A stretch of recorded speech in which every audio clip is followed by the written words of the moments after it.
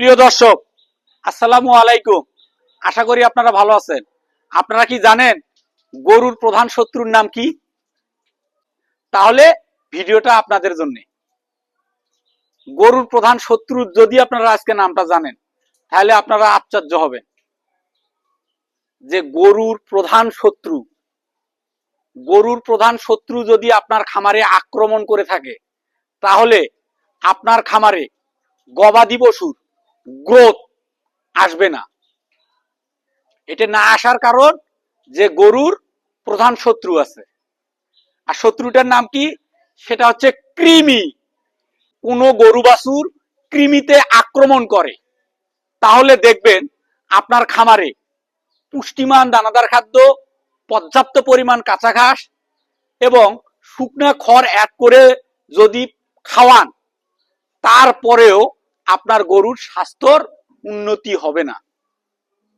এই কারণেই বলি, আপনারা গরু বাছুর লালন পালন করেন, কিন্তু গরুর প্রধান শত্রু সম্পর্কে আপনাদের একটা বেসিক ধারণা নেন। আর এই গরুর প্রধান শত্রু যেহেতু কৃমি, আপনাকে আগে কৃমি মুক্ত করতে হবে।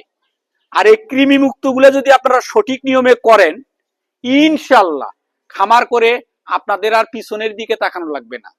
বাছুর লালন পালন করতে গেলে আমাদের অনেক বিষয় মাথায় রাখতে হয়। তার মধ্যে যেমন কৃমির বিষয়টা প্রাধান্য দিতে হবে। এই কৃমির যদি কোনো সমস্যা কোনো গবাদি পশুর মধ্যে আক্রমণ করে, সেই পশুর গ্রোথ ঠিকঠাক আসবে না, উৎপাদন বৃদ্ধি পাবে না।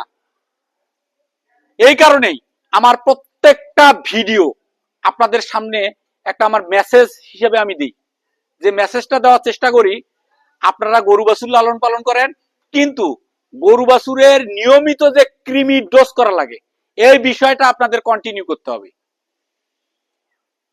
আপনারা যদি কৃমি ডোজ সঠিক নিয়মে এবং সঠিক সময়ে করেন, দেখবেন আপনাদের খামারের উৎপাদন বৃদ্ধি পাবে। বিশেষ করে যদি আমরা ষাঁড় গরুর ক্ষেত্রে বলি, সেগুলোর ক্ষেত্রে আপনাদের মাংস ধরার ক্ষেত্রে এটা কিন্তু একটা গুরুত্বপূর্ণ ভূমিকা পালন করে। এই কাজগুলো আপনাদের কন্টিনিউ করতে হবে। এখানে আপনাদের দেখানোর চেষ্টা করছি, এখানে কিছু আমাদের বারান্ত টাইপের সার আছে।